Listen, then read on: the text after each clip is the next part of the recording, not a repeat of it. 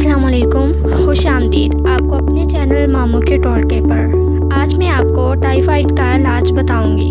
Typhoid के मर्ज़ में मुब्तला होने से मरीज़ के जिस्म में जमा शुदा ग्लूकोज की तेज़ी से कमी होने लगती है और पानी का तवाज़ुन बिगड़ जाता है।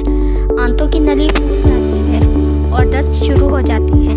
लिहाजा इसीलिए ज़्यादा मिक़दार में प्रोटीन वाली ग़िज़ा नहीं देनी चाहिए। ऐसे में अंडा और गोश्त का इस्तेमाल मुकम्मल तौर पर तर्क कर दें। बुखार ठीक होने पर और जिस्मानी कमज़ोरी ख़त्म होने के बाद वाफिर मिक़दार में प्रोटीन लेनी चाहिए ताकि जिस्म में टूटे टिश्यूज़ की मरम्मत हो सके।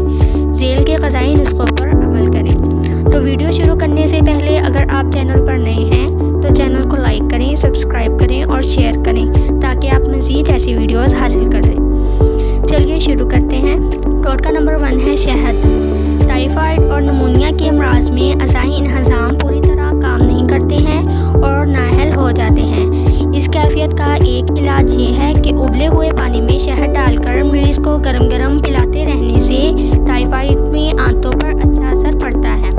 मरीज़ को ठोस ग़िज़ा नहीं देनी चाहिए। शहद खिलाने से कमज़ोरी नहीं आती और इलाज भी होता है। टोटका नंबर 2 है सेब। इस फल का पानी पीना टाइफाइड में बेहद मुफीद साबित होता है।